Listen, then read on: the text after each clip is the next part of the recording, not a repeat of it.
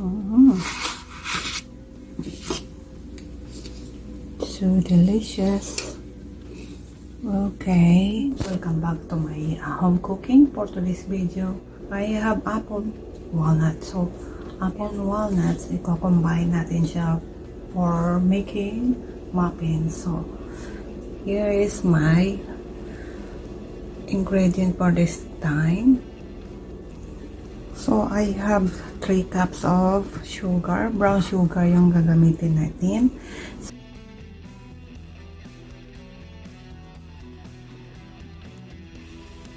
So, combine natin siya.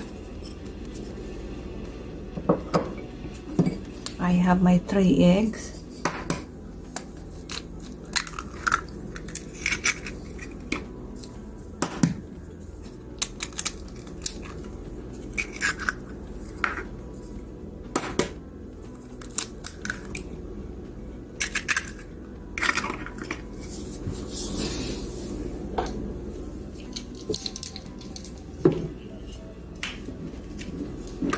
So, mag-add tayo ng 3 spoon of olive oil.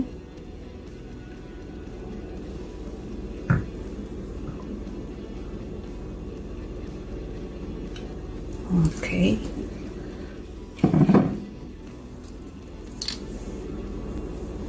Add tayo ng 1 bar of, this is 1 cup of margarine. No, this is butter. I'm sorry. So, i-add natin siya.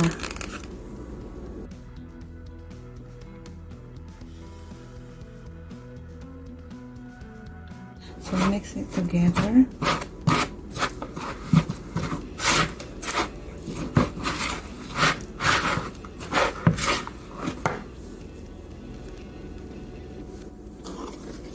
And then, I have my fresh milk here. So, any kind of fresh milk, you can use it. 1, 2,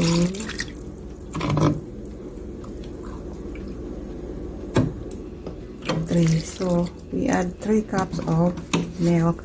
So, may mix lang natin siya.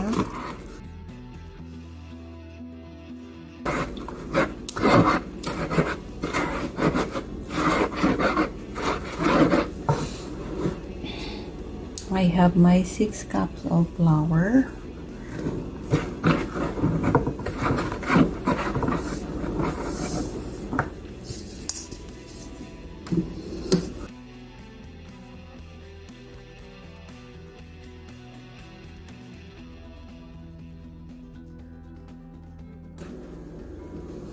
Now I have 8 cups of sliced apple. So, nilagyan ko na rin siya ng 3 spoon of lemon juice para hindi siya mangingitim. Ayan. So, halo lang natin siya. Mas masarap kapag maraming apple, guys.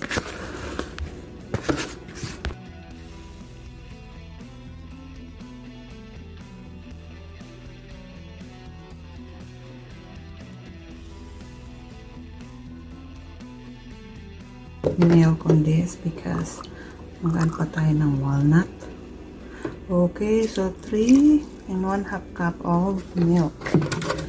And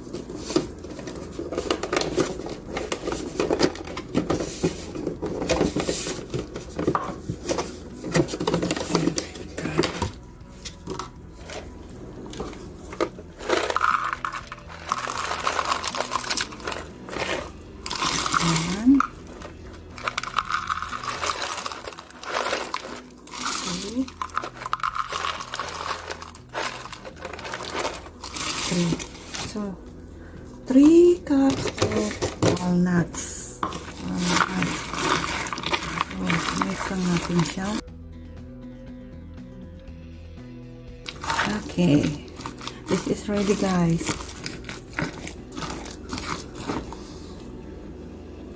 So, lagyan natin siya over.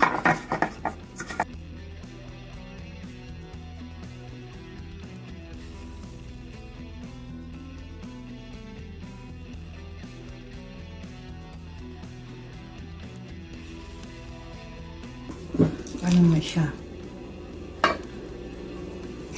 So, tama lang na nakalagay sa gitna yung ating, huwag masyadong punuin dahil aapaw pa siya later on.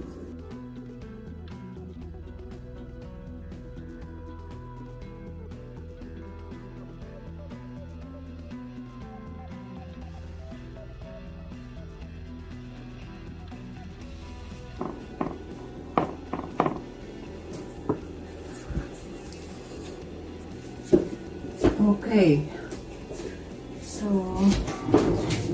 this is ready to bake.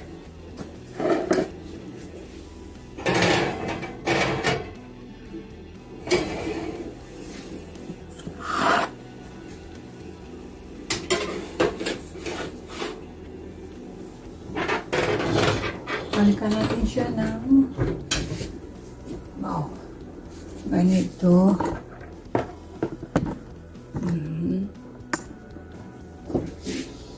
so, turn natin ng 380.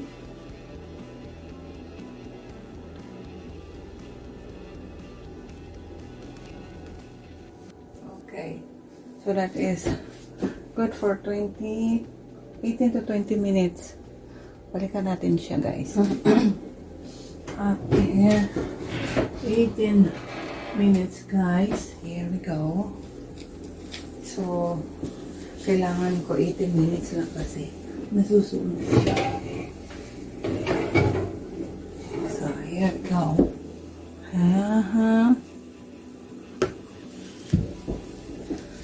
This one. Oh, yes. Good.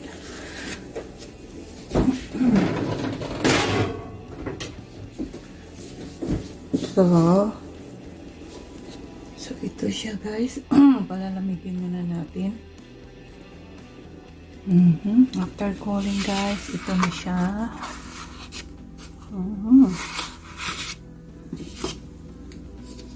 So delicious. Okay. So, let's proceed to test.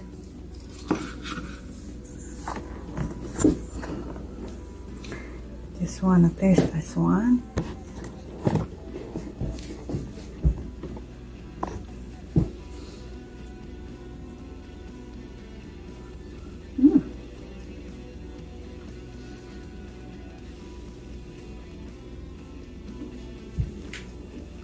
Super yummy and crunchy. Because of that, walnut. My favorite is walnut. Oh. Yung 3 cups na nilagay ko. Sugar, tama lang siya.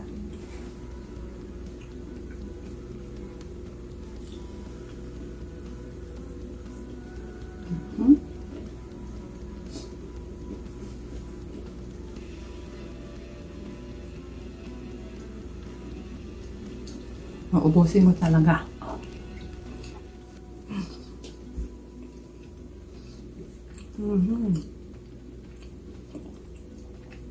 The apple is still crunchy.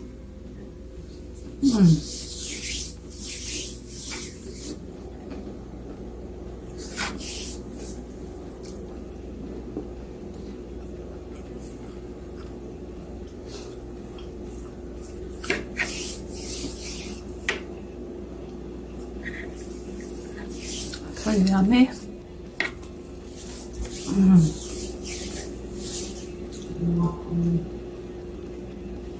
So I'm speechless.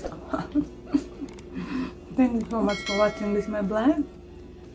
And don't forget to subscribe and post the button all below para magiging updated kayo sa next kong video, guys. Thank you so much. Bye-bye.